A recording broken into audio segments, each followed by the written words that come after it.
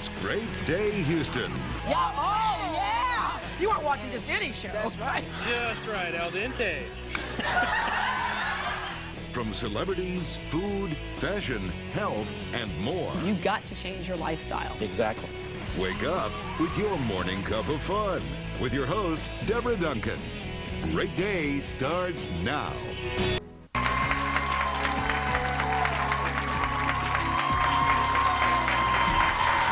Welcome back to Great Day. How many times have you taken your seat on an airplane or waiting room and strike up a conversation with a complete stranger?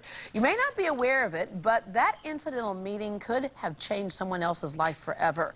Author Kristin Kaufman believes random encounters can actually help us find happiness and success. She explains how in her new book, Is This Seat Taken? I recently caught up with her when she was in town.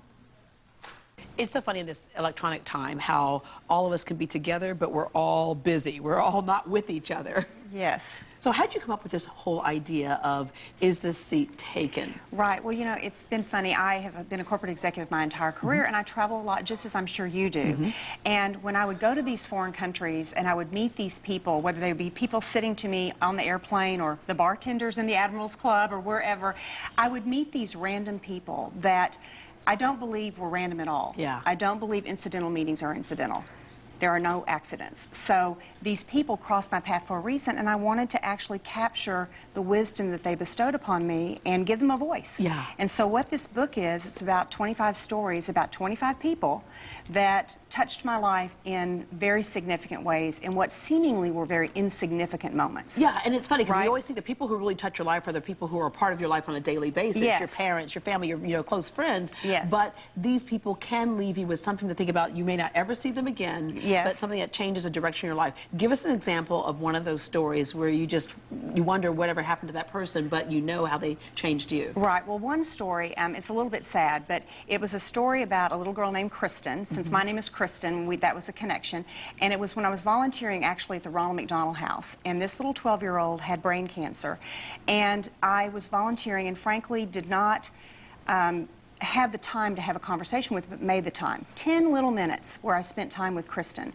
And I saw her about 4 months later at the Ronald McDonald House, and she came up to me, and her mother and she said what an impact that had made on her. She was going home to basically die, and the impact was significant not only to me, but I think to her as well. And so we never really know what we're going to do that's going to touch someone else's life or something that they're going to do that will touch us. Yeah. And the whole key is being present in the moment and being awake in the moment and not burying our head in a BlackBerry or an iPhone or, you know, turning off life, right? Which we do so often We now. do. You get on a We plane, do so and if you don't know often the now. person next to you, you get on the plane, you kind of like turn like this, right? Yes, and don't you're bother like, me. I'm in La, a la, la, la, magazine la. or a book. Don't talk Right. to me right now. Yeah. Exactly. And so I guess part of the purpose of the book was to encourage people to live in community.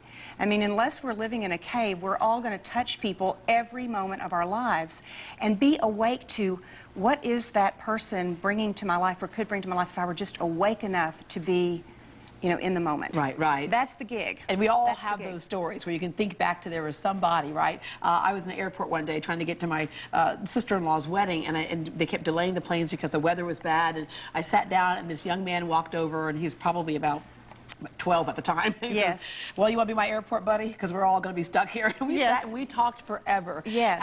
And then just a couple of days ago, I got in the mail his graduation notice from the Naval Academy. So, Donald Bowers, congratulations for that accomplishment. But I've always wondered what happened to this bright young man. Yes. And there he is graduating from that Naval Academy. Yes. But, you know, just those stories. And we should take time to get to know people. Yes. I was telling you that I do a thing called 6 degrees of separation on a plane where I try to close it down to 1 degree of separation. I try to figure out how do I know this person sitting next to me? Because I know I do. Right. Somehow we're going to know each other, right? Right. And Right. you said something really important, and that was you only could play that game because you bothered to talk to somebody. Right, and you're awake to it, right? You're awake to it. It's very effortless. I think, you know, we oftentimes think that in order for us to improve our lives, we have to go to some self-help class or some course. Yeah. If we are just awake in the moment, it's amazing what we can learn from the sometimes somebody's person sending just angels sitting your there. way. That's Absolutely, right. no question about it. No question, in my opinion. Yeah. So, yeah. Give us another story from the book that you just was a reason why you had to put it to paper. Yes, okay, so there's a story about a bartender, actually, at the Admirals Club in New York. Yeah, I'm you sure hang you've out in been the Admirals Club a lot, huh? Yes, I'm giving Americans some big vote of confidence here. But I used to actually be there every Friday night because I was doing a big job in New York for about 3 years. And the bartender there, I'll name him John, had an interaction with I call him Mr. Fancy Pants in the book. It was a very Mr. Fancy Pants executive who. Yeah, it's funny because we don't know the people's names. I have a lot no of times. idea who You're this right. gentleman was, but he was very unhappy in his life and proceeded to unload on the bartender. The bartender gave some exchanges that I won't ruin by sharing them, but in the book they're very poignant, and everybody in the bar was just completely mesmerized by this exchange. It's somewhat humorous, but it was also very poignant. And so I wrote about John. I wrote about John, and I wrote about Mr. Fancy Pants and the interaction that they had. And frankly, I think bartenders and businessmen have interactions like that all the time, you know, on these business trips. And so I just decided to write about one of those. Yeah. Well, I just think this is one of those books where you can keep writing about it. There can be a series with this book. I'm on my second one. On your second one, ready to go. I'm on my second one, yes. And it can start a wave of telling us to talk and be in the moment, as you said, and talk to each other. Yes. Because so many of us we have more ways to communicate today than ever before, yet we're communicating less, it seems, face to face and heart to heart than ever before. And I think that's where the real magic is this interaction. Thank you for putting that magic in that book, too. Thank you so much. And to learn more about the book, is this seat taken? Log on to greatdayhouston.com. With summer break coming up, is it too late to find a summer